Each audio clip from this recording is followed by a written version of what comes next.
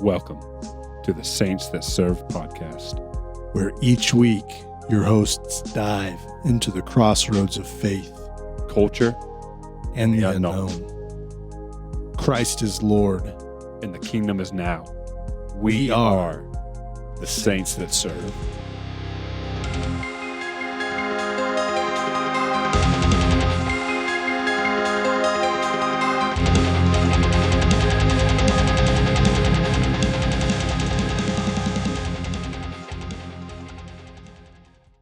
Hey everybody, welcome to the Saints That Serve podcast. Hey, welcome to Saints That Serve podcast. Wow, way to bring down the energy there that I brought up. Oh yeah, sorry. Hype! My name's Johnny. I'm Jarus, and this is episode 43. 43? 43? It's 43.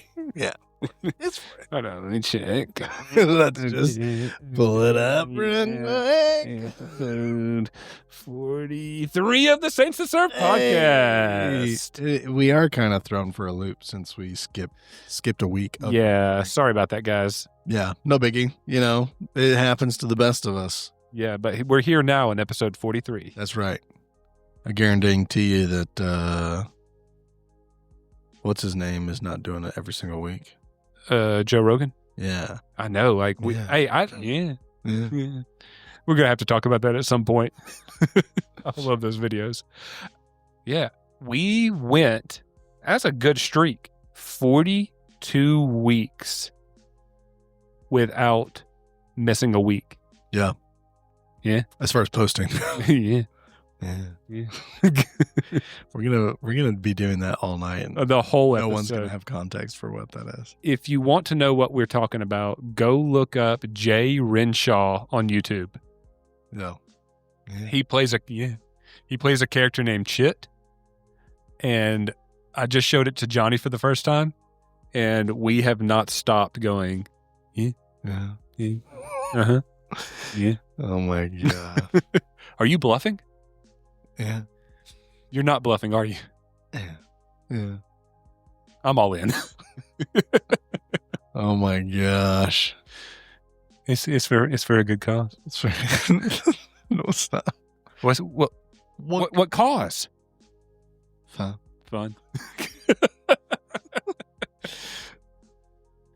Anyways, do you got any announcements? Yes, sir. We are not going to be doing a live stream worship night this month. That is the month of July. Yep. So August, we will start it back up again. So first Friday of August, just tune in on Friday night. Hold on, I'll tell you exactly what night that is. What the date is? Yeah, Friday night. Yeah. Hold on. Yeah, you're right. The date. That is August 1st.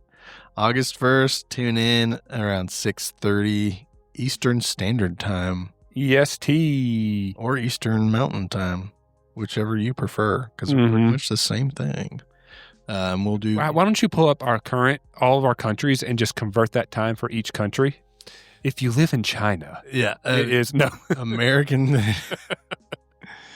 for those of you who don't have the internet that are still listening to this podcast... Why don't you pause this episode and go to your internet browser on your phone and just type in my time zone converted to Eastern Standard Time or EST 6:30. 6:30. Yeah. So yeah, that's it. I mean, we're praying for you every Friday. So if you need prayer for anything, just reach out to us either through the messaging link at the bottom of the show description, or you can email us at saintsthatserve@gmail.com. It's saintsthatserve@gmail.com. Yeah. And we will pray for you. Yeah. That's all I've got for announcements. Nice. So that means that we can, right this very second, get into our main topic, the first half of our main topic. The main topic. Wait, the first Because half. we are breaking this up into two different portions. Correct. The plan that we made when we planned this episode. Thing that we discussed earlier before we did. Yeah. You remember when I sat down, I said, okay, what's the game plan for the episode? Yeah. And then we both agreed to it? Mm-hmm. Yeah, that. Got it. I have a note. I can't remember. Now I can't remember what it was, but I feel like I needed to clarify something from last episode, but now I can't think of what it was. So I'll just preemptively say I'm sorry. Just make it up right now. A quick little let me apologize. I'm sorry that when we were talking about Mountain Dew, that people felt marginalized and belittled by my preferences to certain Mountain Dew flavors. That sounds like something you would do. So I'm Mountain sorry. Dew. Yeah. Also, okay, this is what I do remember. In that game that we played, Uh-huh. all right, do the do or don't. Yeah. Ethan definitely says Baja Blast, and then a couple of guesses later, Baja Blast is a flavor that is put up, and he's like, I don't know. I know. I was listening back to it, and I was like, wait a minute, you did know. Yeah. It was because he said fake, right? Yeah, he said it was fake, and I was like, don't do that. You Well, know it's... I really hope he was playing into the bit because you turned over to like the NFL theme. You're like, listen here, brother. I can tell you right now, that's the realest of the real. Yeah. I don't know. It threw me for a loop when I was listening to it because he says it, and then we get to that point, and I'm like, wait a minute. Earlier, he said that was a flavor that he knew. Mm-hmm. Anyways. Board games. That's our main topic tonight. Board games. So, Tyler, this is your transition into the main topic. We're talking about board games. I've got a little... Okay, so I was looking at... I know we're talking about, like, our favorites, and then we're getting into our main one, but I was looking at, like, top sellers. Oh, yeah? And according to this website... It's got to be Monopoly, right? According to this website, Bitewing, the top board games for 2024 are games that no one has... Oh, I've seen that. When I was doing my research. Yeah, So I guess... number 5 is Agent Avenue. Mm-hmm. Number 4 is Ian Fatch Genial 3D. That sounds like a username. Yeah, I know. Number 3 is Wilmot's Warehouse. Number 2 is Marabunta. And number 1 is Arcs. So I don't know like where they're getting their info, but if you go to Amazon, you can look at bestsellers. Mm-hmm. Number 1 is Candyland, which it always is. Yeah. Number 2. Yeah. Number 2 is Trouble. Number 3 is Sorry. Number 4 is Monopoly. And number 5 is Connect. Hold on. Go back in order again, starting with Candyland. Candyland. Number 2 is Trouble. So they ate candy. They got in trouble. They apologized. They monopolized the candy. And they connected the first 4 pieces of candy. Mm-hmm. Nice. Yep. Yeah. So yeah, that was yeah. I was just like, what? Here are two different websites. One is an opinion piece, and one is just the data, and there's just no connection whatsoever. Right. Like there's nothing. It must be top 5 or whatever the top was of new board games in 2024. Yeah, I don't know what the. Let me go back to the top of the article because it's like a top 20 deal, and it just says top 20 games of 2024. So yeah, I don't know. We should do a segment where we buy the number 1 game and play it on stream at some point. That would be fun. Yeah, I would love to play Candyland. No, of the new games, not the old. Oh, but Candyland, sure. So let's just segue that into our favorite games. Candyland. No. I'll just shoot mine out real quick. I'm a Catan guy. I love Catan. It is a lot of fun. Mm-hmm. Monopoly's always an enjoyable one. Hold on. Back up onto Catan. I enjoy playing Catan. Yes. But I feel like it's not a game that I can play back to back. Like, oh, we played a round of Catan. Let's play it again kind of thing. Like some other board games, like if you're playing cards or something like that. You couldn't play Catan like in a competition. You couldn't play competitively. Is there competitive Catan? Yeah. Oh, okay. They have regional tournaments and stuff. We're going to regionals. Yeah, exactly.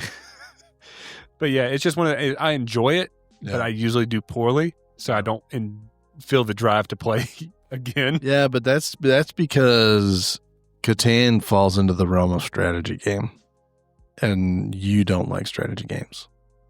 You don't just embrace it. It's okay. It depends on the game. No, I play so many different games from board games to card games to video games. No, there's always a strategy when you're playing. There's always a strategy, but strategy games tend to not be your favorite. Okay. All right. I'll go with that. All right. And then I like, I'm looking at the board games. All your owned games. All the games I have that I can see. I do like that one. The one I bought you. Your birthday. Iron Gate, Escape from Iron Gate. That's fun. That is fun. That is a fun game. I like, I'm looking right there, Shadows over Camelot. That's a fun game. That's another one that I enjoy playing once. You can you can't play it more than once. Like the game takes a solid hour, if not longer. Yeah. And when you're done, it's like, okay, I need to take a break. That's one of those where you play it and you're like, I think I'm gonna go home. Yeah. But it is a collector now because they stopped making it. Yeah. So you cannot buy a new copy of Shadows over Camelot. If you own a copy, just hold on to it and try and keep it in good shape. And then just don't open it. And you never play it. Never have any fun. Never enjoy it. What's the charity? Yeah. And then I'll do I like poker. We play poker. Poker is any kind of card game is replayable. Yeah. Because they're always really short rounds. Correct. Yes. So, and it's always a little bit different. I think cards, I don't know if you can really fully say that it's a board game. Yeah. But it is. You know what I mean? Yeah. I would throw I would say cards is I would throw into the genre of tabletop game. Yeah. Because it is a tabletop game. And I like the reason I said poker specifically because even if it's like, you do a $1 buy-in or a $2 buy-in or whatever, like you're putting some skin in the game. When you play poker and there's no gain or loss aspect to it, it's boring because people are like, oh, I'm going to put in 70 chips on this one hand. And you're just like, ah. Yeah. So, yeah, I enjoy that. I will say the one game that you get out and I'll play it, I enjoy it, but probably out of all the games that you pull out for us to play, I really don't fully enjoy it. And don't use this as an excuse to never play it again. Okay. Is Puerto Rico. Puerto Rico. Yeah, dude. It's fun. And I'll get to kind of the point of this. Not this, but a point later on. Yeah. But it's like, it really depends. The game is fun depending on who you play it with. Yeah, it all comes down to the crowd. Because you could be playing the dumbest, most unfun game, but if everybody around you is playing it the right way, then it becomes enjoyable. Like apples to apples, for example. Sure. You could play apples to apples with one group of people, and if none of them are clever, it's not funny and fun. You know what I mean? I agree. Yeah. So I think Puerto Rico is definitely one of those games where it's like, it's not a casual play. So it's really only fun when the people you're playing with are like, they're in it. Really in it. They're like, yeah, I don't care if I upset you because I buy the thing that you were trying to get or whatever. You know what I mean? Some people, like, they get like weird about cutting people off or swiping something from somebody. Which is huge for what we're going to talk about in a minute. Yeah. But you have to play games with people, at least because let me get to my list. Okay. And so, I say that because I like playing games that are trickery, manipulative, and just backstabbing type games. Don't read into that too much, people. In the sense of it's part of the strategy that you can betray somebody or you mess with somebody. Sleight of hand. Deception, Deception. Those are fun to me. Yeah. But it's really hard to get the right crowd of people who can separate game and from reality. It's like, I'm not like this in person all the time. I'm not a manipulative jerk, but I do tend to embrace that persona when playing a game that is encouraged to do so. Embody the trickster. Yeah, it's fun. No. Because Dude, I'm sitting here and I'm realizing how many times I say, yeah. while we're doing the podcast, I'm like, why do I keep doing this? Whenever you see a character doing it in a funny YouTube video, you become more self-aware of how much you do it. Correct. See, I was going to try and say it there several times, but I was like, stop.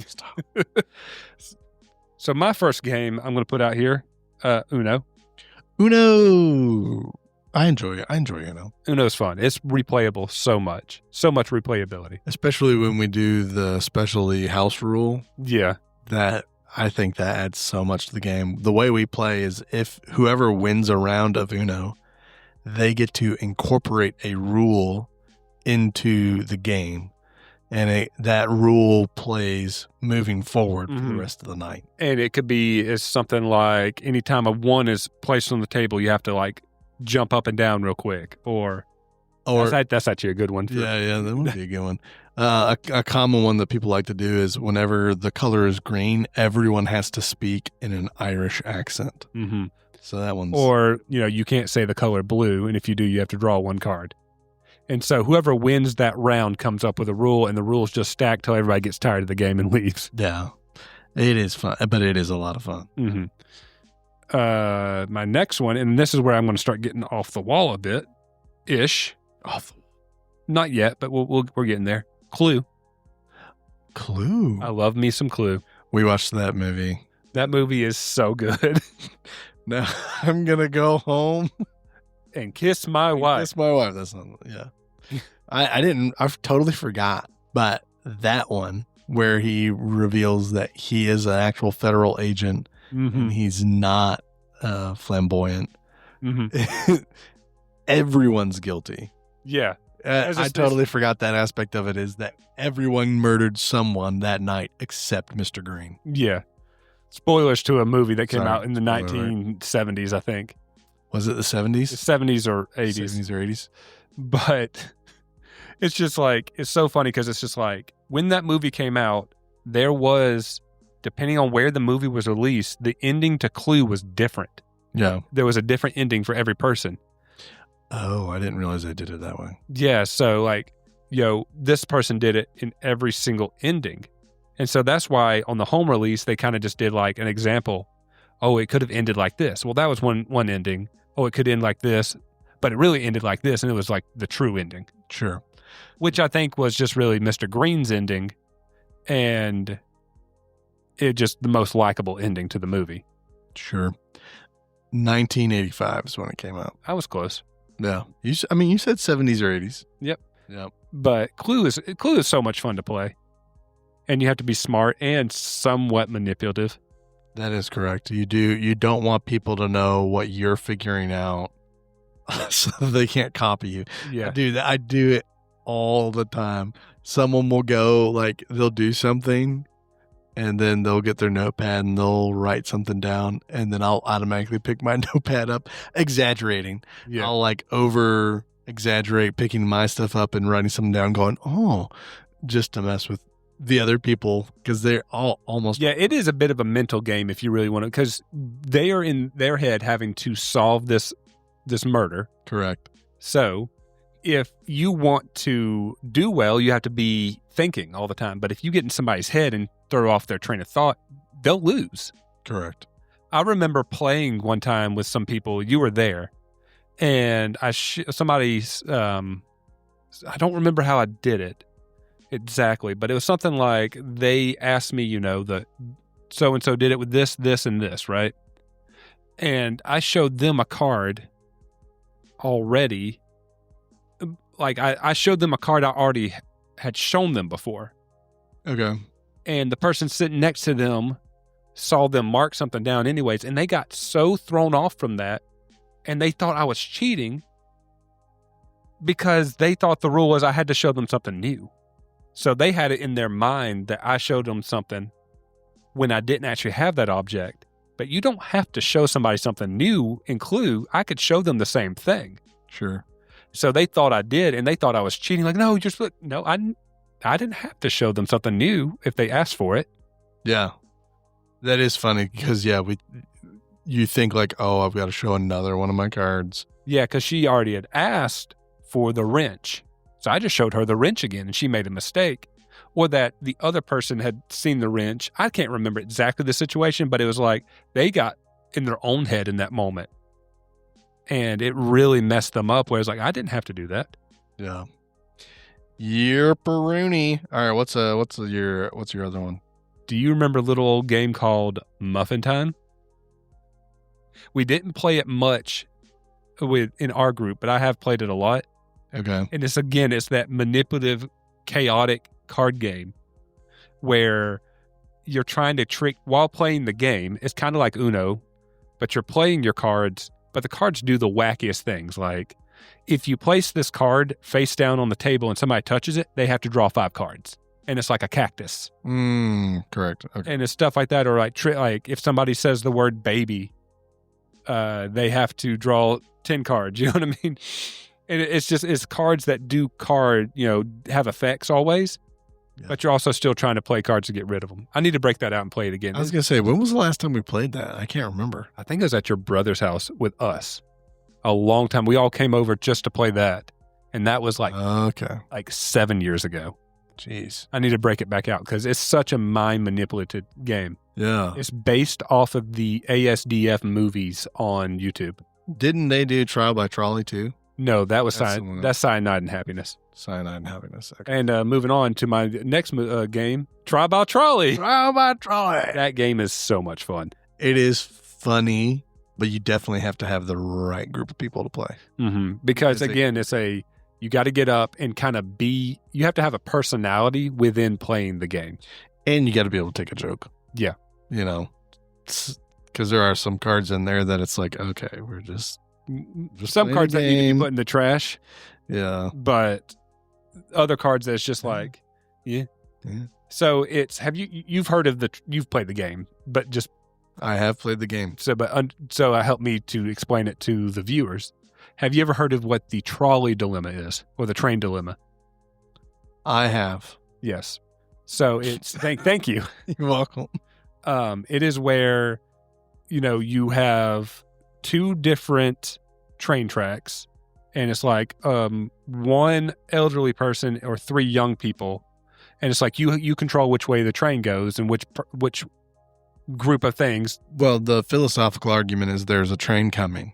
Right. There's no stopping it. It is blowing through. But the only thing you can do is, pull a crank to make it go to the left or to the right or left. Mm-hmm. One cart has a serial killer who targets whatever. Or the other track has, I think it's like 3 to 5 orphans or something. Just name your thing. So it's like, do you save 3 to 5 orphans up front now? Or do you save countless ones later? Right, because of the murderous person kills orphans. Correct. So it's like it's that. I don't think I'm explaining it correctly. Yeah, your example. I'm looking at it, I'm like, wait a minute. If you just run over the murder guy, then you save more orphans and more orphans. No, I'm not saying it right. It's a orphan killer, but he knows the cure for cancer. Or correct, 3 orphans, something like that. You know what I mean? It's stuff like that. So you have to essentially it's choose the lesser of 2 evils. Yeah. And the point of the card game is to build out as a team a side that is unkillable. So you want the other team to choose the trolley conductor to choose which side is the lesser of 2 evils. Correct. So that the whole point of the game is to manipulate the situation into winning. Yeah. So the game is one. There's 2 teams and there's a conductor. Mm-hmm. So each team has a rail or a cart line, and they're trying to make theirs the track that is not driven on. Which survives. Which anyone on it survives. So there's like good cards and then bad cards. So it's like... Yeah. So you can play good cards on your trolley line and you can play bad cards on your opponent's trolley line, and then you argue to try and convince the conductor to not go on your track, Right. but to go on the opponent's track. Right. It's a lot of fun. It is fun. But the cards can be a little, I guess, inappropriate. Yeah. But only in the sense of conversating which one is killed. Yeah, because I mean, you could make it like, there's a way to make it like, hey, this, you don't want to go down this track because there's an orphan boy on the track. Mm-hmm. And then an opponent plays a card and says, yeah, but that orphan's actually Satan. And then You're right. you sit down and you're like, well, I guess I'm going down this carrot now. And it's like, no, because he's got the cure to cancer. Yeah. So it is funny. And there are some that are like, oh, it really depends on your humor and your group of people understanding it's just a game. correct on what you can play. But it is a fun game. It is. It's a lot of fun. So let me get into a couple that I don't fully classify as card games, but they have such a card game community feel to it. Sure. So, like, people around the table playing a board game and whatnot, but it's really not a board game.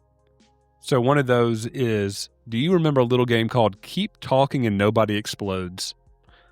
I've heard of it, but I don't think I ever played it. Oh. It's the bomb defusal game. Yes. I remember it. Oh, that game is so much fun. That is fun because it is an actual, like, the way it's set up is there's a bomb and it's in one spot. And the bomb is on the computer, a game software. Yeah, it's a game software, and so you can move around and stuff.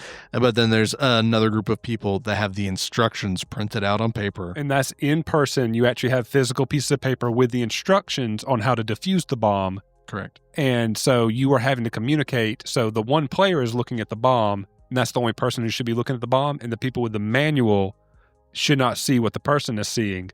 And they have to communicate and describe back and forth. So it's like, I see 5 red wires. It's like, okay, 5 red wires means cut the third one. It's that kind of thing. So you're having to communicate back and forth. And it's some of the most fun just because it really reinforces teamwork. Yes. And communication. I always wanted when we were running youth group, for one of the lock-ins, I wanted to do a Nerf battle with that incorporated into it. So defending your location. So the bad guys will be trying to attack the good guys' base and kind of just randomly walking around. Mm-hmm. The good guys have to find the bomb. The moment that they find it, the timer starts. Right. And the good guy base is where the instructions are. And the other guys are, where the bomb is, and they've got walkie-talkies, and they've got to defuse the bomb before it explodes or before the good guy base gets taken out by... we came up with the craziest stuff for youth group. Yeah. For youth nights. It was so much fun doing that. If there was one thing we were good at, it was preaching the gospel and coming up lock-ins. with some games.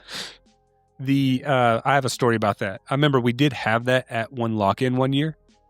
And so everybody could see, like, we had it set up so the people's backs were to the projector who had the manual. So everybody could see the module. Yep. So everybody was kind of watching. But then you just had the one person on the bomb communicating it. And they were on one of the toughest bombs. Yeah. Because each bomb has different modules and different things. So you have to be going through the booklet and you're like, okay, where's that at? Okay, let me start going in. And some of that stuff is crazy difficult to start describing what you're looking at. You know what I mean? It's like Morse code and all this other stuff. And there was one that was like you had to dial into a radio station and they would say like a code word and all this stuff. And they had like 5 seconds left. This is the last module. And it's like, they're obviously not going to win. Correct. And so they were working so hard. And it's just like, again, I'm looking at, they just started. They had like, 15 seconds left and it was counting down. They were trying to find the pages, 5 seconds left. And the guy just panics who was doing the bomb. He's like, and he pressed some buttons, moved the dial, pressed A, and it defused the bomb. Just luck. I was standing there and I lost it laughing because of the pure luck in that moment. I have never seen it happen. And I just could not believe that they had that kind of luck on one of the hardest bombs Yeah. to just randomly press some buttons and it diffused the bomb. It's insane. I think they had 1 second left. That's crazy. Oh my God. It was, yeah, but that game is a lot of fun. Well, I'll probably have to break it out again. Yeah. All these games, I'm going to have to find trial by trial. I'm going to find. We're sitting here talking about it, and I'm like, it's taking me back to the lock-in days. I'm like, dude, why don't we do a lock-in again? And we come up with some of these banger, activities and games and stuff. We just go for a night, rent like a community center place, and just have everybody come out and play games. Yeah, I'm all about it. All right. Saints that sleep over. Saints that sleep over. No, but that would be fun. Do a Saints that serve lock-in party. Yeah. I'd be all about that. I would be 100% about that. It'd have to be for adults, though, because I don't want to have to figure out release forms. And I know, right? That was some of the worst. That was the for hard the part youth of it. was the background checks, release forms. all the stuff that's necessary, but just like, who I am. You know what I mean? Trust me, if I did commit some crime from the last time I submitted a background check 3 weeks ago, you would have known. You know what I mean? Correct. So I got one last one here. It's All an right. honorable mention, but it's not a board game, Okay. but it feels like one every time you play it. And that is the Jackbox Party Pack. I was going to ask if that was one of them. Yeah. It's a video game, It is fun. but the way that you sit around and the way that you play those games, it's very reminiscent of just sitting around the table and spending time with your family playing a game at the table. Correct. So Jackbox Party Pack is just a bunch of random different little mini games. Mm-hmm. And they have like 40 or 50 now, like different games. Yeah. But they have 10 packs. They'll have an 11th. They come out with one every year. Wow. And How do they come up with new material? they're always really great, but Interesting. I never have like the opportunity to have all of them come around, enough people except for Thanksgiving and Christmas for my side of the family and Waffle Fest. So it's like for everybody to get together to play it, and we don't always play it is around holidays. Yeah. So like, and what's funny too is every year they have a new pack come out, and my people on my family always just want to play Drawful. But they don't want to call it Drawful. They always say, I want to play the drawing game. I want to play that drawing game. So we always play Drawful when there's a billion other choices of fun things. And I always try to be like, let's try this new one. And it's always difficult to get people convinced of it because Jackbox also gets kind of complicated. Sure. Because there's multiple aspects of things going around. So like, for example, with Drawful, it's like you draw a picture. Like you're given a prompt. And you're supposed to draw this picture. Then you're then one at a time shown each person's picture. No, you're showing somebody else's picture. Yeah, each one at a time, somebody else's picture. Everybody sees one picture. You then have to come up with a guess of what that picture was. No. So then the third aspect of it is at that point, while trying to trick other people into thinking that is the correct answer, you then have to find the correct answer. So it's 3 tiers of how that game works. And then, you get points based off how well you do. Yeah. So it's a lot of fun, but if that didn't make sense the way I described it, it's that confusing when you first play it. But when you play it and go through it, it like after one round immediately clicks, you're like, oh, this is really simple. Yeah. It's so difficult to get everybody together because every Jackbox game is like that, where they explain it and you're like, what am I doing? Yeah, it's confusing at the get-go, but as you play it, it works itself out and you understand what's going on. Yeah, that's always like, we're just going to play around. But there's some Jackbox games that are just like we've never played because like it's kind of inappropriate. Sure. So like, what is it? It's the Monster Meets Monster.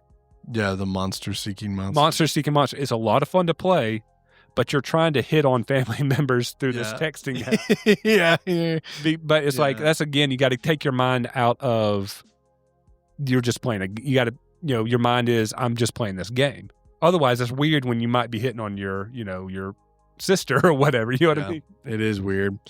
I'm trying to think of what we play whenever we were playing it. Like, what was our Drawful? We played. Oh, man, there's so many. Yeah. Trivia Murder Party.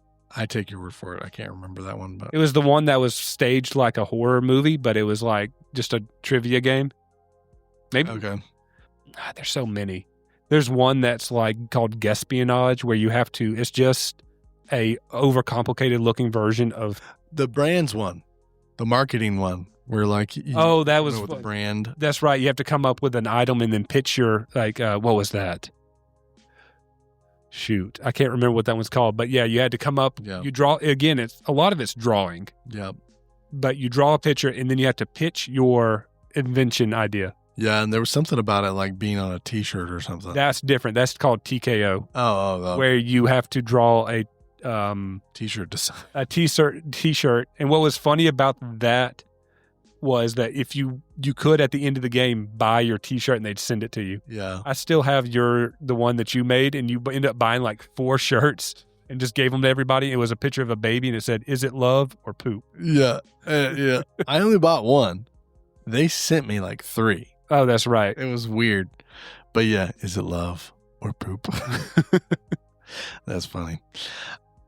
All right, cool. Honorable I could let's move on because I could keep talking about all these board games. These Jackbox. It's so much fun. We're going to have like a stream night or something to play those games. Yeah, get a big crowd. Mm-hmm. Make it happen. I'm all about it. All right. Well, you want to get into the... Do you have any honorable mentions before we get into the main topic? Or the second part of the main topic? I did not prepare for honorable mentions. I should have, but I did not. I mean, a good one that's an easy game to play, that there's a little bit of strategy and a little bit of aggression, but it's pretty fun, is Ticket to Ride.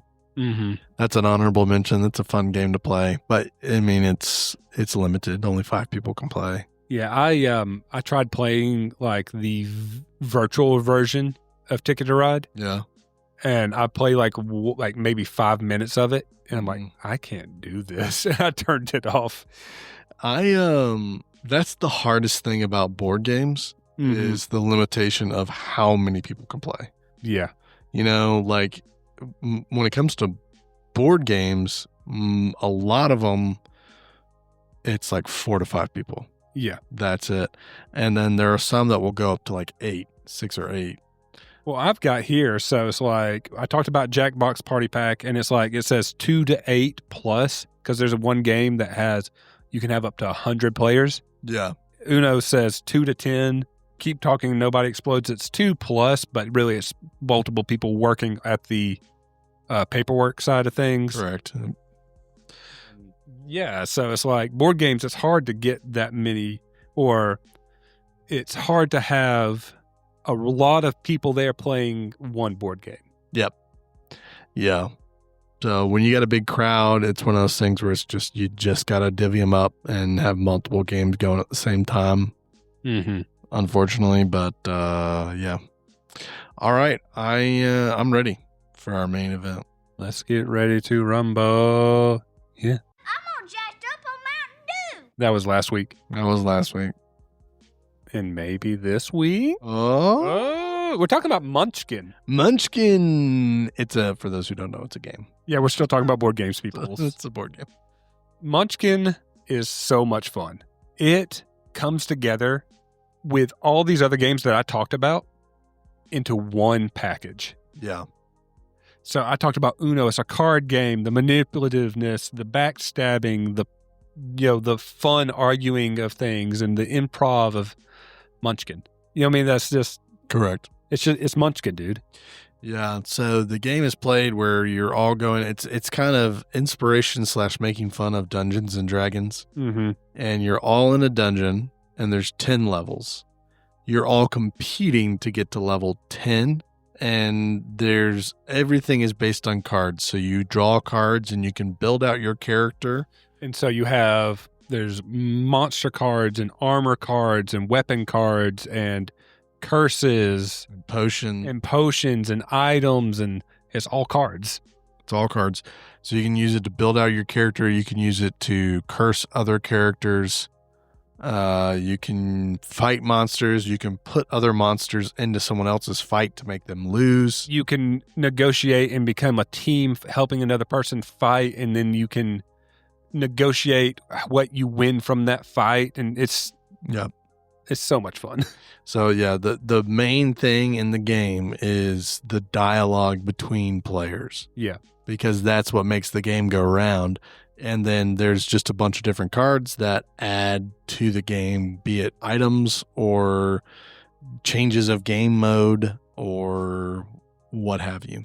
And what's great too is there's a vagueness on the cards that allows for negotiating and communication and debating on what that means in the situation. How to interpret the card for it to be played. Yeah. There are some that it's like hard lines, like it's very clear. Like a wandering monster card. This is what the card does. No, nothing else can do this with this correct. card. Yeah. But then there's like, okay, so for an example, there is a card called Brick Wall. Yes. And that card is so argued about every time we play because of the situation that it arises in to use that card. Yes. It says on the card, this card stops the fight. Mm-hmm. And you can interpret it, what, this fight, another fight, your fight? Can I play this card on another fight? You know what I mean? It's... Yeah. And so it's caused so many arguments. And it's so funny because depending on when we play and who we play with, it's different. Yeah. And and a lot of times I'll allow it to be different. I'll allow the interpretation to be different every single time we play. Yeah, because I think that's some of the arguments are like the brick walls dropped and this fight is over. And it's like, is it the whole fight or the original monster? Because you can lay down another monster if you have a wandering monster card. Correct.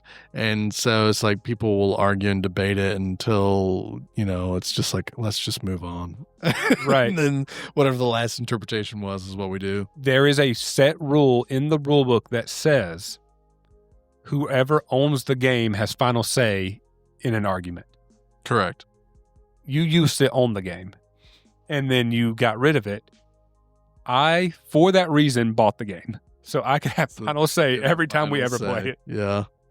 Yeah. Yeah. So, and that is one thing that I had the game and I had a bunch of add-ons for it and everything. And then I got super convicted about like how much it was dictating my emotions. Yeah. To the point to where I couldn't walk away from the table and leave the game at the table. Mm-hmm. And, I was struggling because there is magic stuff in it. Mm-hmm. But a lot of it, and this isn't defending it, it's a lot of parody.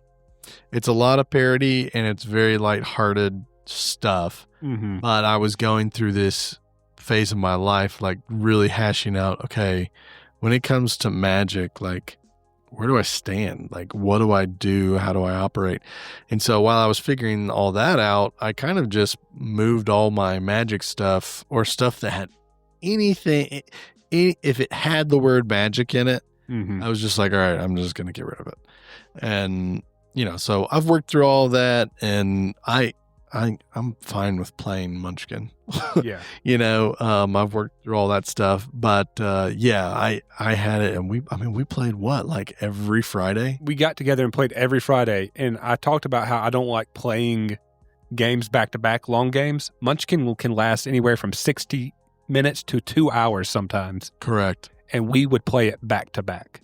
Correct. I mean, it got to the point to where it didn't matter what we were doing on Friday. We brought Munchkin with us so that wherever we were at, we could break it out and play. Yeah. Oh, I got in my car. Let's on go. The weekend. Yeah. So I think we freaked some people out. Like they would sit and listen to us play the game. Because it would be me, you, your wife. Yep. And Ezra. And then a bunch of new people.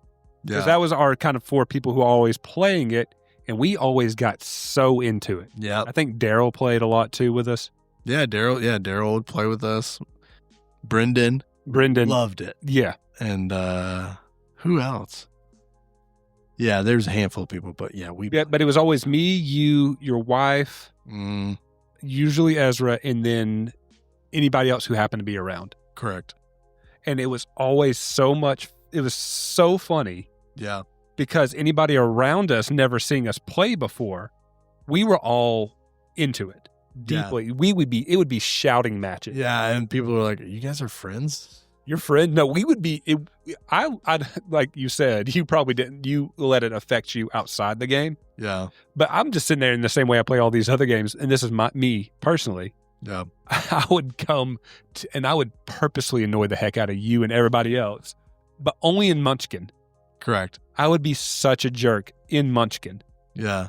And it was so much fun. It was a way to really, if you have a stressful week, Friday night, you were allowed to yell at each other. Yeah. It probably wasn't the most healthy way to get out your grievances of the week, especially on people who didn't deserve it. Mm-hmm. But it was fun.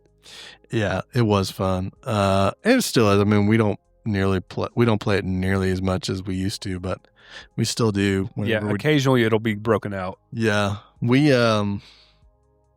used to have board game nights a lot. Mm-hmm. And we would all get together and play a game. Most of the times it'd end up being Munchkin. Yeah. But we would do other stuff too.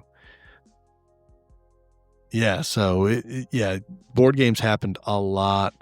And then the crowds kind of changed, like the social group kind of changed. Mm-hmm. A lot of people had something happen or moved away or whatever. We also got older and then realized we shouldn't be shouting at each other. Well, yeah, but I'm just saying as far as game nights in general, where it was like that was the social thing that we would do. We'd all get together and we would play board games. And now it's kind of one of those things where you got to work really hard to get play enough people. Yeah. Have a game night. And people are really comfortable with just saying no now. Yeah.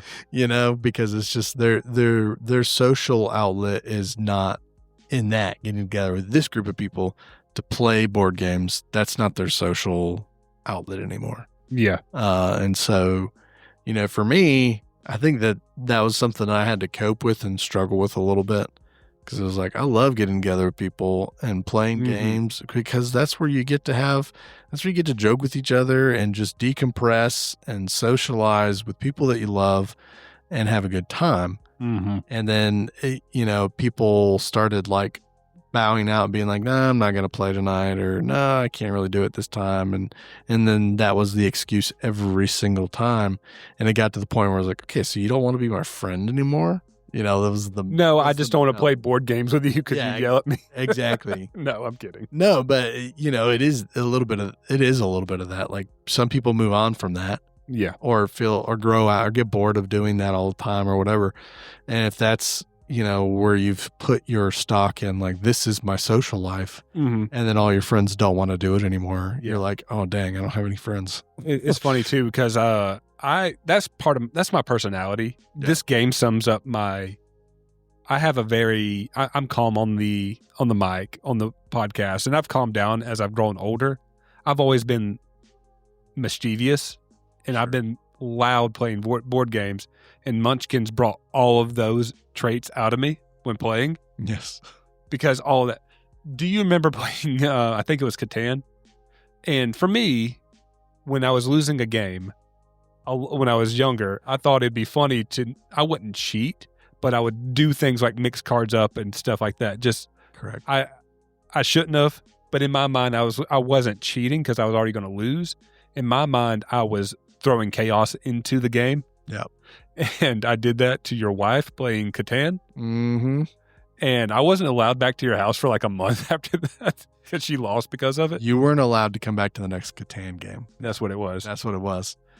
That was like 10 years ago. That was a long time ago, but yeah, she got real mad. But it's because there was a wager on the line. I forgot about that. That's what it was. Her and I had a personal bet between each other. And it was funny. I didn't see what card I took, but it ended up being a major card that caused her to lose the game. Correct.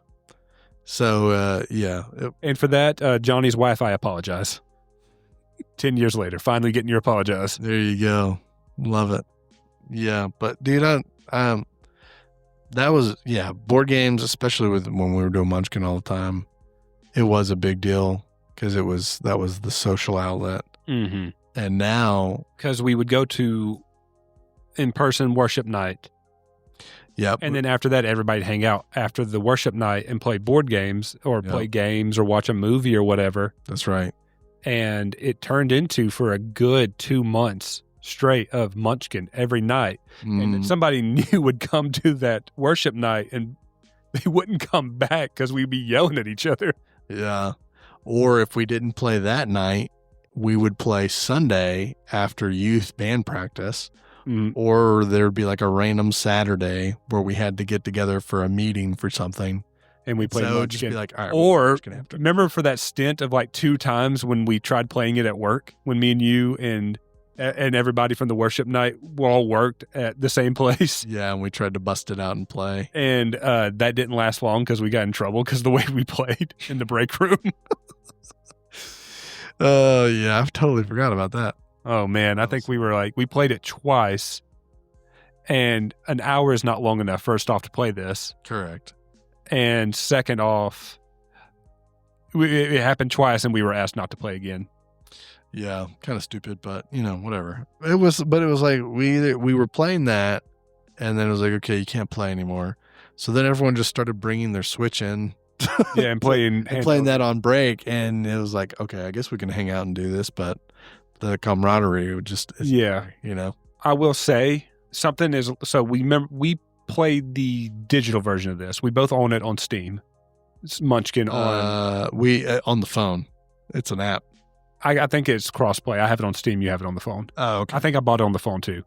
Anyways, because very limited. It limits what you can do with it because it takes away that it's still there, but so limited of the negotiations between one another and how you play. You don't. That's the thing is you don't really get to negotiate. No, you can technically do it, but at the end of the day, it's like you're limited to like where we can negotiate whatever. Like I'll give you this curse card, this monster card, this card. I'll give you $20.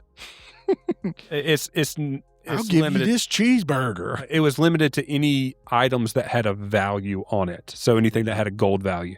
Yeah, you couldn't trade anything, and you didn't get to negotiate the interpretation. Right. There was one set rule on the card, and that was good to know that. Yeah. So when you play, you could use that to your advantage in the argument. Yep. But it's so much more fun when there's multiple ways to say this is what this card means. Yeah. And let's get back into it. I think we started on the rules and how the game works, but we got so sidetracked on our great, fun memories of it.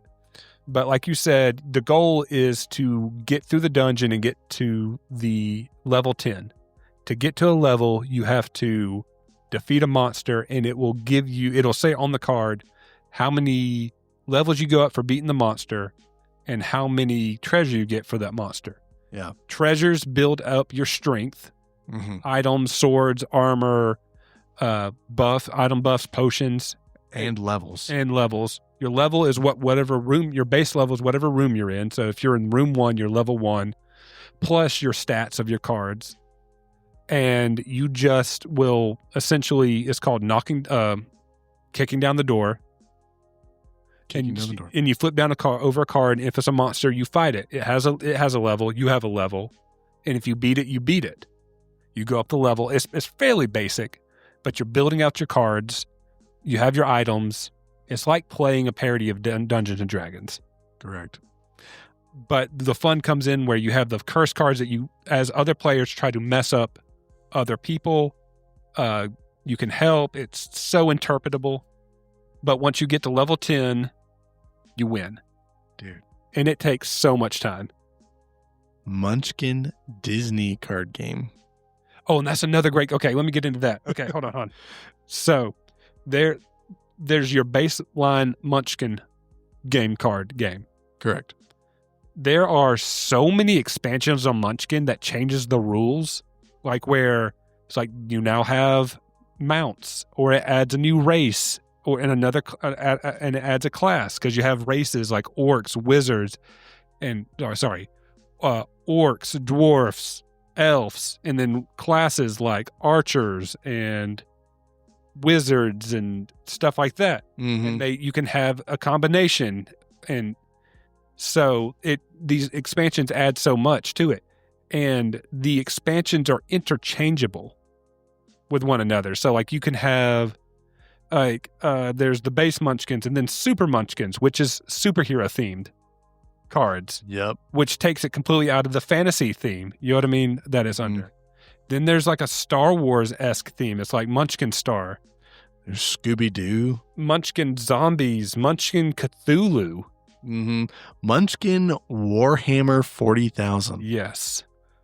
Munchkin Apocalypse. And all these cards are interchangeable with how you're playing the game. And it's really cool how it does that. That means there are tens of thousands of cards that does stuff in Munchkin. Mm-hmm. Because there's so many different expansions.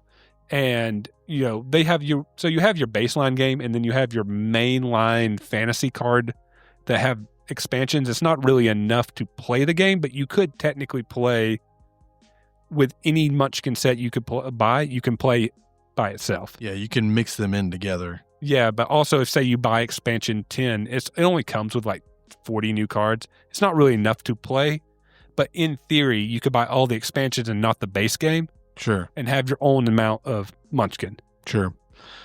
Yeah. They came out with a big box this year. It's called Munchkin Big Box, and it has 650 cards. Or is it enough to hold 650 cards? No. The box comes with 650 cards. I wonder if that's just all the expansions together. I think it is. That's what it looks 'Cause like. that's what I bought. I bought all the baseline and all the expansions that were out at that time, which I think was 10. And it doesn't even scratch the surface of how many cards Munchkin has total. Yeah, it doesn't. And there's not really a good way to see. It looks like it has the portals, the base cards. Oh, portals was fun because that added portals that added effects to the game. Mm-hmm. And it gets so complicated. I a lot of times say, let's not play with portals. Yeah, it does because it kind of messes with the overall. You get portaled into another dimension. So it's like, And the way the game plays is now different. it's like now all zombies are triple powered because you were transported to a world in the middle of apocalypse, you know? Yeah. Yeah, dude. I'm just scrolling through their products on their website, and there's a lot. There's Munchkin's Batman. Nice. That's funny. I need to get all the Munchkin cards that have the fantasy back of it, that they like where our baseline, because not all of them have the same back of the card. Yeah. So I want to get all of I think that's the fantasy themed back. I guess in theory, you could sit there and put them all in card sleeves and they all have the same back, you know? Munchkin Harry Potter. Really? Yep. And SpongeBob. I'll get that SpongeBob one. Munchkin SpongeBob SquarePants. That's funny. Munchkin Russia. They've got a Munchkin Russia. Russia-themed Munchkin. What the? This item is a sickle. Yeah, for real. There's a pirate brand version. Oh, they did one for Critical Role. Interesting. I didn't know that. Well, now you do. And now you know. So, I have, speaking of Munchkins and the cards, I have a little game. Okay. It's called Munchkin or Malarkey. Munchkin or Malarkey. Okay. So here we go. It's time for a game we call Munchkin or Malarkey, where I read a totally absurd Munchkin card and John has to decide. Is it real, an official card from the twisted minds behind the Munchkin franchise, or something I just made up in the shower? Let's see if you've got the brains to spot the bluff, or if you're about to be cursed with the Duck of Doom. This is Munchkin or Malarkey. So the rules are simple. I'm going to read you a Munchkin card, and you got to tell me if it's real or not. All right. So your phrasing is Munchkin or Malarkey. Okay. And so I kind of gave you a little hint on that first one, but your first card is the Duck of Doom. That is Munchkin. You are correct. Level up. And number 2 is Banana of Mass Distraction. That is a monster card, and it makes you slip up with potassium-powered chaos. Is that Munchkin or Malarkey? I'm going to say Malarkey. That is correct. Yeah, baby. Now we have, for number 3, the Invisible Pink Unicorn. It is an ally. So like a, what do you call it? Yeah, like a steed. A hireling. Or a hireling, okay. It's a hireling. It offers moral support and a +1 bonus. She's very real. I want to say yes, but I think that is Malarkey. That is Munchkin. Dang. The next card is the Therapist of Doom. It's a monster, and you must discard all negative emotional baggage and 2 cards if you lose. I'm going to say that is Munchkin. That is Malarkey. Come on. Next, I have Potion of Idiotic Bravery. It's a one-shot Munchkin. potion of... Do you remember that card? I hope so. Otherwise, I'm making stuff up. It's real. You let me finish. Now we have, for number 6, Blessed Fanny Pack of Holding. It's an armor. It lets you hold 1 extra card because it's divine. I'm trying to think if I can remember that in play or not. Because it very much sounds like something that would be in an expansion pack. But I don't know. I'm going to say Malarkey. It's Malarkey. Baby, let's go. Number 7, the IRS Wrath. It's a monster card, and it demands you give up 10% of your gold in taxes if you are defeated by it. I'm going to say Malarkey. That is Malarkey. Number 8. IRS is going to take more than 10%, let's be honest. Do what? IRS is going to take more than 10%. I know, right? Number 8, the Chainsaw of Bloody Dismemberment. It's a weapon. It's +3 bonus, and it's 2 hands. I'm going to say Munchkin. That is Munchkin. It is the weapon he holds on the cover of the box. Yep. I was trying to think of the name if that checks out or if it's named something different. And it just does the same thing? It just does the same thing, yeah. Yeah. Next, we have Sharktopus. It's a monster. It's half shark, half octopus, all pain. Is it Munchkin or Malarkey? Malarkey. That is Munchkin, my friend. All right, number 10, Boots of Butt Kicking. It's armor, a classic +2 bonus. Munchkin. Yeah, it. Heck yeah, baby. Next is Gnome with a Death Ray. It's a monster, tiny but dangerous, especially with tech. I want to say Malarkey because I think Gnome is a race that you can be in one of the expansions. That's incorrect. That is Munchkin. It's from the Star Munchkin expansion. Dang. Next is Elder Karen. Yes, it's a monster. She wants to speak to the dungeon manager. +2 if you're male. Like, she does +2 to damage. Yeah. Yeah. I'm going to say Munchkin. That is Malarkey. Come on, man. So real. The next one is the Dunwich Snorer. She is a monster. She is a sleeping beast. If you snore while playing the game, it wakes up and attacks.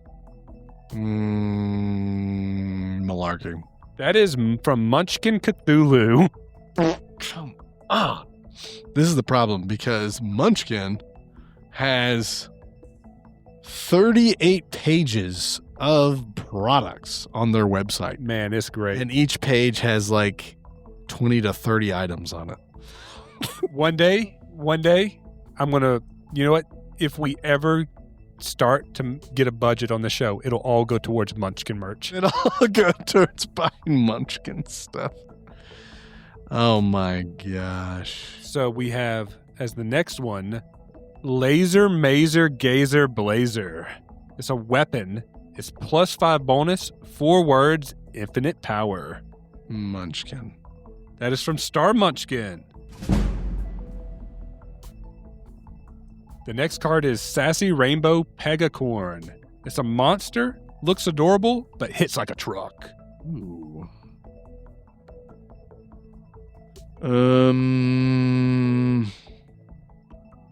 I'm going to say Munchkin. It is. It's from Munchkin Unicorns. Did you know there's a Munchkin DuckTales? Woo! I didn't. Interesting. Yeah, it came out in 2019. Nice. Next card is Monologue of Villainy. It's a one-shot item. It stalls combat while you deliver your evil speech. Malarkey. That is Malarkey. Let's go. Next card, Unnatural Axe. It's a weapon, an axe. Munchkin. Yeah, it's from Munchkin too. I remember that card. Yeah. I remember me some Unnatural Axe. The next one is Captain Ursat's. Captain Ursat's? It's a monster, a superhero who's definitely not from any known universe.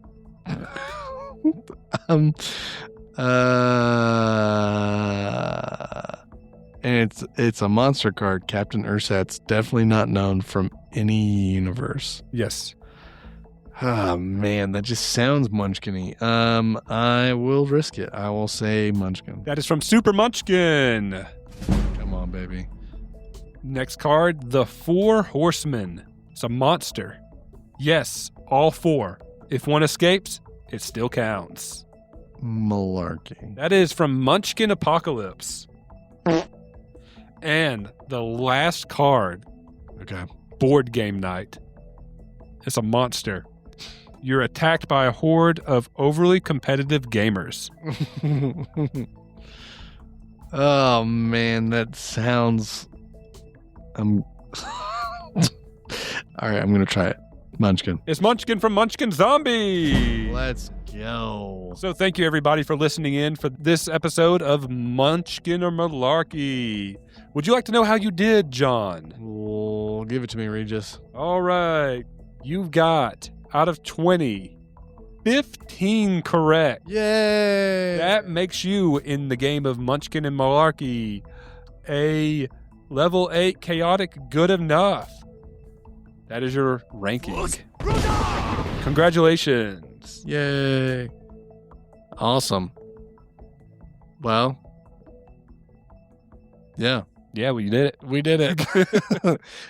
You like that game? You like that? That was fun. I'm glad. That was very themed and very good. Thank you. You're welcome. Great. That's Munchkin. We have a lot of fun with it, and I hope that we can kind of pick it up and start playing it a lot more. Yes, maybe one day. One day. Yeah, so that's Munchkin. Do we have enough time to do a corner? Yes, we do. So, Tyler, this is your transition into the corner. Step inside, if you dare. Shadows move, mysteries whisper, and the unknown awaits. Welcome to the corner.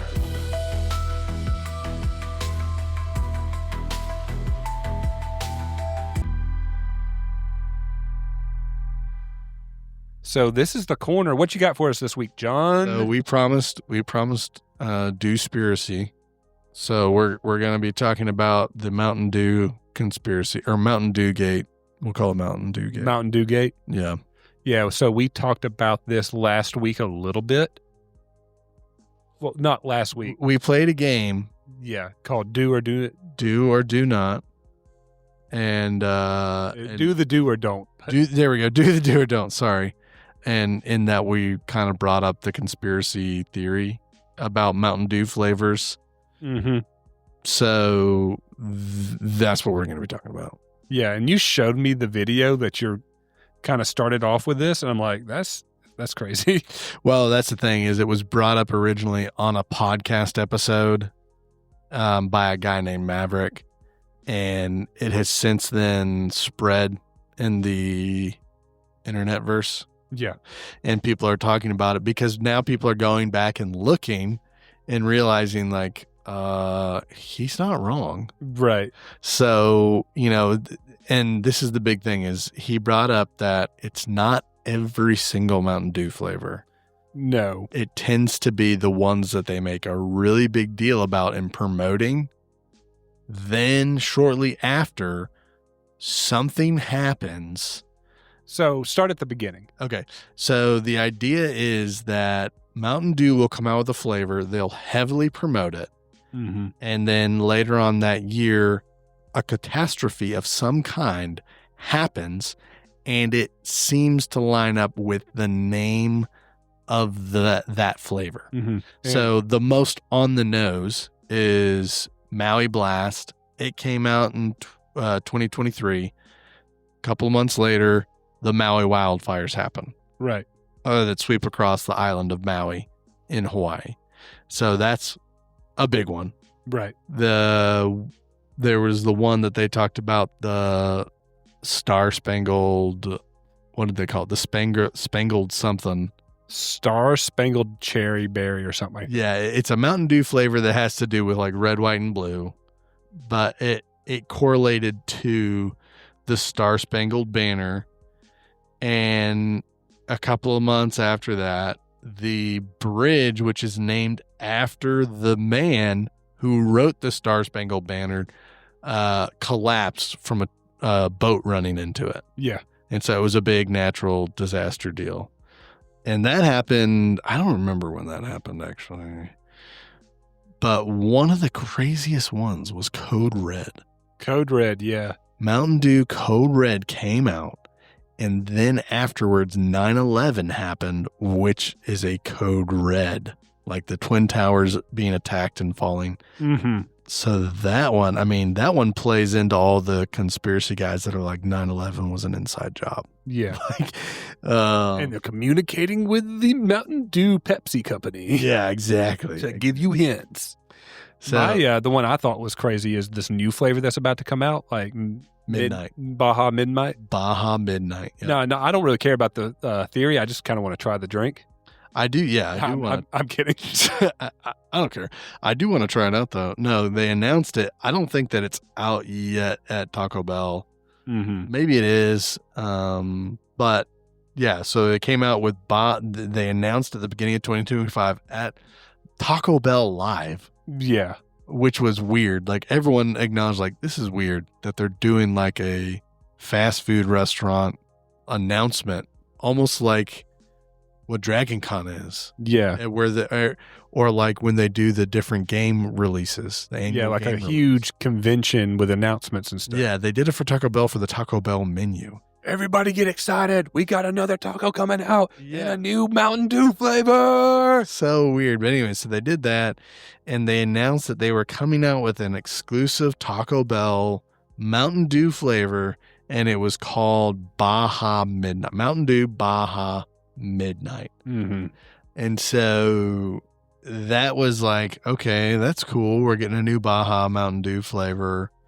And then most recently, the American bombing of the Iran nuclear sites occurred. The name of that operation, that last minute, like surprise operation, no one knew it was coming.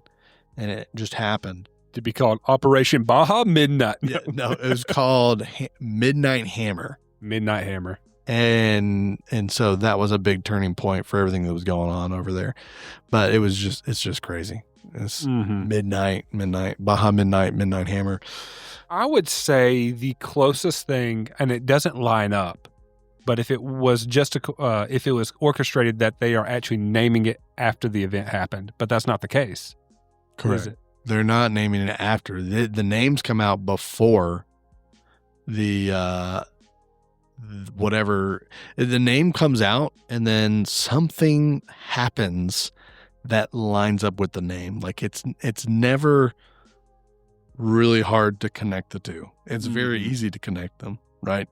So I will say my only argument, like a legitimate real argument on this, is that I would give more validity to it if it happened for every single flavor. But there's such huge gaps that though it is odd, it's enough to be a coincidence in my book. Yeah. It's still crazy, don't get me wrong. Yeah. But it's like, okay, what is the gaps between this midnight one and the one before? I don't remember some of the dates on the ones, but I mean, the Maui fires happened in 2023. Okay. So that would be that. Code Red came out in 2001. Yeah. I don't remember when the Star Spangled Dew came out. I'm still trying to find that on the list, the Star Spangled Bannered one. I will say that there was, when I was first looking into this, Baja Midnight wasn't on the radar for me. Yeah. And so I was looking at the Mountain Dew releases for like the summer or whatever. Mm-hmm. And the one that was happening this year was Mountain Dew Summer Freeze. Oh, no. I was like, no. Oh, crap. I don't know. I kind of would like it would be kind of nice to have some cold weather right now because it is hot outside. It is hot, but dude, like, just no outside and there's just an ice. My livelihood. Oh man, dude, it would be messed up. But yeah. That one would be crazy if we got snow in July. Yeah, that's true. Have we ever gotten snow in Georgia in July? Never. Not that I'm aware of. There you go. I've never had it in July. Mountain Dew Voodoo. I feel like there was something behind that one. I could be wrong though. You went to Universal Studios recently, right? Last year. Yeah. Did you? Don't be turned off by the name, but did you stop by Voodoo Donuts and get one of their donuts there? No, we went to the Simpsons themed one. Oh, and got the big boy donut? Yeah, Lard Lad. Lard Lad. Yeah, we went to Lard Lad, and we didn't get the big one. We got the 4-pack of donuts. Gotcha. The different flavors. Voodoo Donuts. I know it's a little off topic, but they have like the craziest flavors. Like when I went, they had like a Butterfinger flavored donut. It's inside the park? It's in City Walk. It's in City Walk. Okay. So you pass by it on the way to the park. Yeah. Okay. Yeah, no. Okay, this is weird. Exclusives. Mountain Dew flavors. Okay. Meaning it's exclusive to one location. Right. What location do you think the Mountain Dew Maui Burst, what store or restaurant do you think it is exclusively sold in? Is it Walmart? Dollar General. Dollar General. So we could go to Dollar General right now and get a Maui Blast? Yep. Okay, and how about this one? Mountain Dew Sweet Lightning. Heat Lightning. That was KFC, wasn't it? That's right, KFC. We talked about that last week. Okay. Mountain Dew Berry Monsoon. Berry? Oh, no. Monsoon. It's not out anymore. It was 2018 to 2023. And that's exclusive to a store? Mm-hmm. Like Circle K or something like that? Sam's Club. Sam's Club, jeez. And then the Mountain Dew Frostbite. I guess that was the one I was talking about, Frostbite. And Mountain Dew Dragon Fruit. They're both exclusive to Walmart. Okay. Mountain Dew Southern Shock. Oh, no. Bojangles. Why are these names like they sound like actual threats now. Yeah. Dugarita. Dugarita. Well, pun on margarita. Dugarita. Oh, this is mess. This is weird. This doesn't even play well. Dugarita, kind of a play on word for margarita. Mm-hmm. Sold exclusively at Red Lobster. Why would you want yeah, let me get a cup of caviar, some Cheddar Bay biscuits, and let me get that Dugarita. Real quick, this is a picture of the Voodoo Donuts. Yeah. Those look good, dude. Yeah, they were good. Yeah. I mean, I didn't have any problem with the Lard Lad donuts. They were pretty good. Mm-hmm. But we had, when we went, there was, we did all of our park days. Mm-hmm. And then we had an extra day for Universal. And so me, my wife, and our 2 youngers, mm-hmm. Dash and Park Ranger, went and did a Universal day. Everyone else wanted to stay at the house. But we went back, and so we went a little slower and kind of just hit the things that we really wanted to do mm-hmm. and just hung out for the day. But yeah, that's when we got the donuts, and like we went and did the animal show. I don't know if you've ever done that before. The animal actors. Yeah, I don't know if they still do that or not, but I think I did it they did it last year when we were there at the end of the year. We need to do another Universal episode because I'm going in September. Oh, No, I'm saying so I can come back. Oh, yeah. We're going to the new park. That's their Epic Universe. Okay, all so right. we can do a little episode on Universal again. All right, I'm for it. Cool.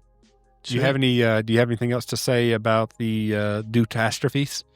No, other than we'll just keep an eye on it. There's nothing else to say. Keep on listening for your update on the catastrophes. Yeah, if it, I mean, we're doing it in a casual, joking way, but some people are taking it like serious. They're like, Mountain Dew is tapped in somehow, and they're leaving the info out there for us. Yeah, and so it's like it isn't like again. It sounds silly, but it is an interesting. You gave enough that you piqued my interest. Yeah. It is interesting how many correlate. Yeah, and to me, this is the selling point: is that it's not every single flavor; it's every single flavor that is heavily promoted. So that's the other big thing. But all right, well, that's all I got. That's all I've got. So.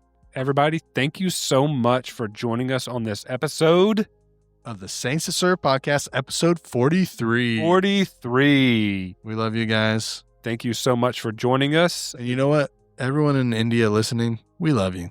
That's right. And China. And a little question to pose to you as we close out this episode. What was your favorite childhood board game? Yeah, let us know in the comments. So there you go. There you go. Christ is Lord. And the kingdom is now. We are the Saints That Serve.